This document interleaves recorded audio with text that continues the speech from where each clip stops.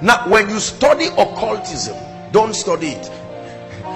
But when you understand anything about occultism, many of you who have seen people who were in the occult will tell you when they are leaving their body, they have to return in the same position. Is that true?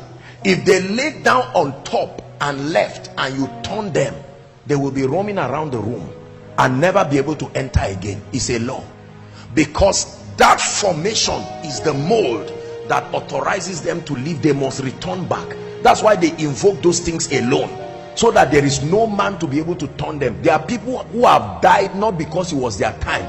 They were turned as a sign of judgment and they roamed around. There is a number of hours allocated where the spirit of man can dissociate from his body. If it does not return, it cannot return again.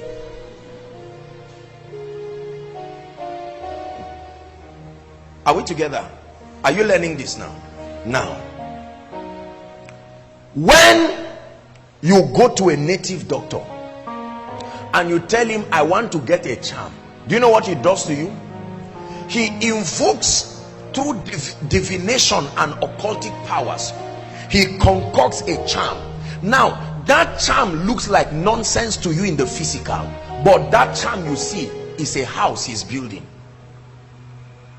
Based on the solution you want to be provided, the spirit that is coming to assist you will give his requirement on the kind of house that should be built.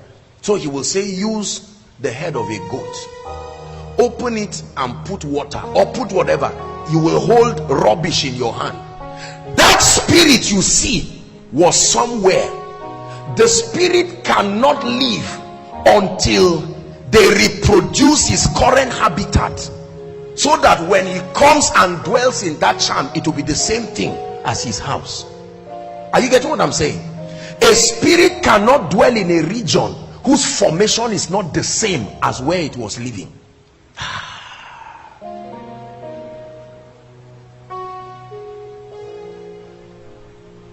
The body that was prepared for the spirit of the word to come and dwell was prepared in the similitude of the throne room of heaven. That's why the spirit of Jesus could live comfortably in that body.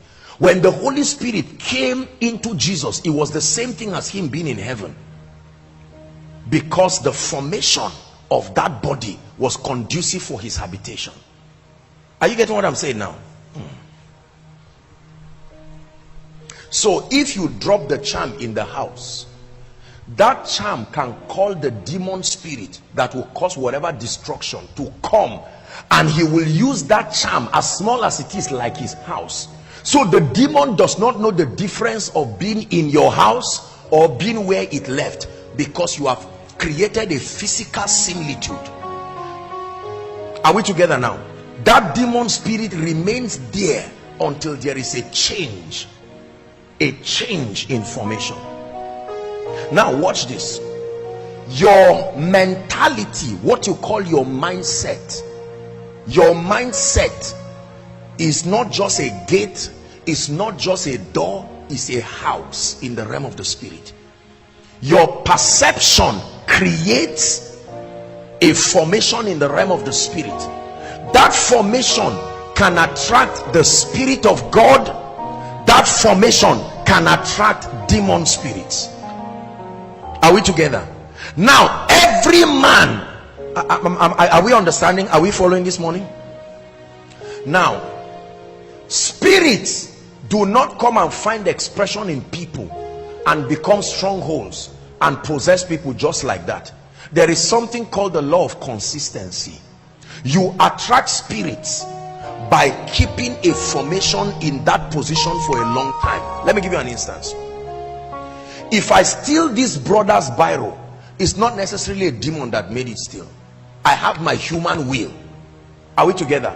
The moment I keep stealing that biro, my mindset is creating a habitation for the spirit of theft. The spirit of theft finds out that something on earth is attracting it, and when it comes, my consistency keeps attracting it. One day this guy will go to steal and know something entered him. From that day he can't stop again. Now he is no longer a thief. There is the spirit in him. You no longer can advise him to stop stealing. Even if the biro is missing, the spirit will tell him where it is and he will find it and pick it. Are we together? Are you getting how this thing works? So if I go and sleep with a lady day one, it's not necessarily the spirit of lust. You just allowed your flesh to take over you. But when you do it the second time, the spirit of lust, wherever it is, there is that gravitational pull, because that act of consistency is creating a portal, a doorway. There is a formation, and that spirit starts being drawn to the environment where consistency is. One day you will find out that that spirit has entered you, and whether you are married or not, you can't stop again. Now, the first time you go to pray, you may not have the spirit of prayer and supplication. You just go and you are just praying, and then you do it day 2, day 3, and a dimension of the Holy Spirit starts being pulled. There is a formation created for that dimension of him, and the Spirit of God starts searching for the environment where that consistent action is. And one day you go to pray as usual, one hour, and it turns to 5 hours. That day the spirit of prayer and supplication entered you. You can't stop again. You see that? The realm of the spirit responds. It hardly initiates. Men initiate.